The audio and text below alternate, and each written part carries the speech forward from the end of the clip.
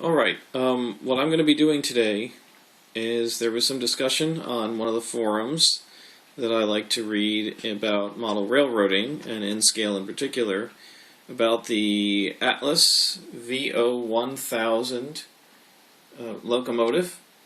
And on that forum I talked about how the locomotive seems to speed up over time at a constant voltage. This is a DC locomotive, not digital, it's regular DC. And I'm using this Kato Unitrack power pack, and what I'm going to do is set it onto a particular voltage, and then we're going to have it do a lap, and then I'm going to come back and do it again in a little while, and you'll see what I mean about the speed increasing. So now what I've done is I've set it up. There's a double track. I'm going to just have the locomotive go around the outer loop. So I just turned the turnout so that it wouldn't go through the inner loop, and we're going to just time how long it takes to get back to this double crossover once I engage the power.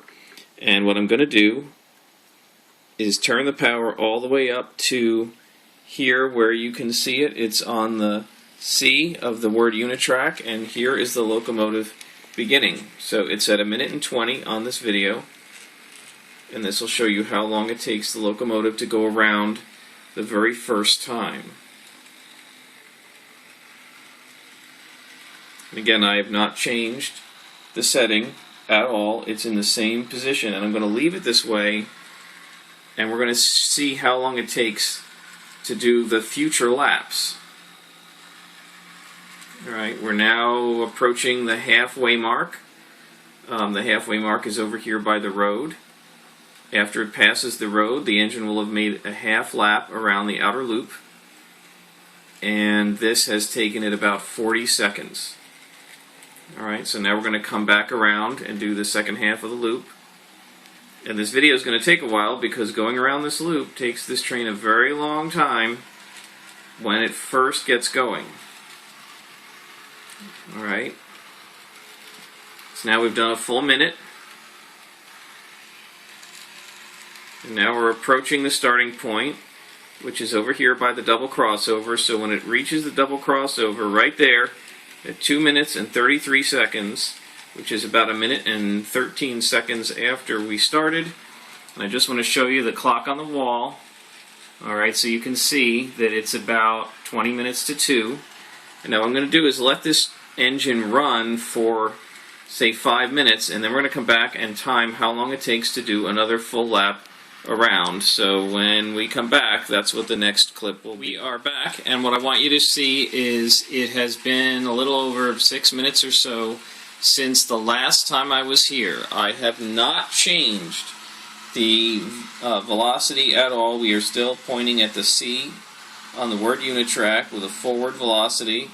I have left this train, the VO-1000 engine with 4 cars, running continuously since about 22 minutes of, so it's been about 8 minutes. Now the last time we did this, it took the train about 1 minute and 15 seconds to go one loop around the track starting at this point. So we're going to do it again, and you can see with the same exact power, we're going to start right here at 42 seconds into this video. And when it gets back here, that will be a single lap. And you can compare that to the last time. Now remember, the last time it took this VO-1000 with this amount of juice running through the tracks about 40 seconds to go around. This time it's going to take it about 25 to go halfway around. And then it took it over 1 minute to go the full way around. Alright, and this time I believe it's going to be a lot shorter. You can see that it's moving much faster. Alright, and we started at 40 seconds, and at 1 minute and 23 at 42 seconds, I think, right? And 1 minute and 23 seconds we got back around, so that's about a 42-second trip. So we did an entire trip all the way around this outer oval, this time after the engine was running for 7 minutes, versus half a trip around the oval in 40-ish seconds when I first turned it on. And if I leave it on for another 10 or 15 minutes, it'll be going even faster. I believe that if I leave it at this velocity, eventually this train will be going around the track in about 25 or 30 seconds.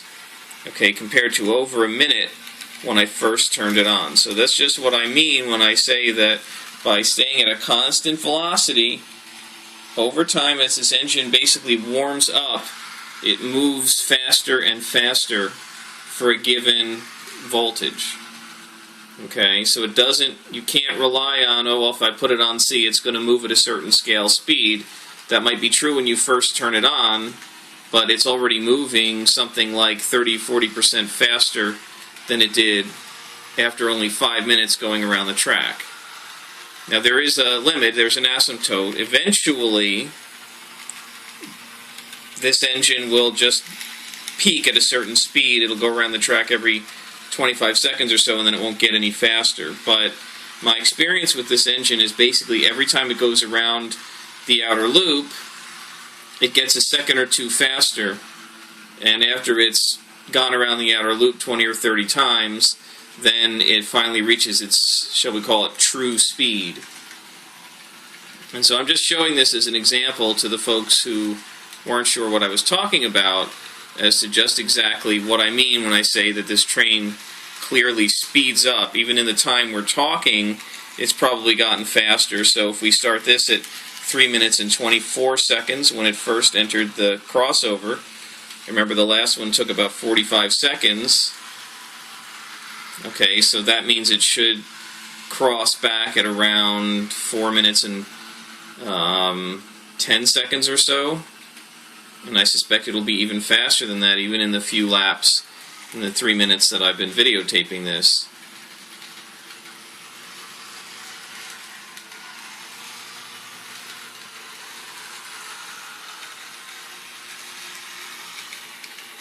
So it's going to clock this at just under 40 seconds. Just about 40 seconds, where it was slightly over 40 seconds last time, and it was well over a minute when I first turned it on.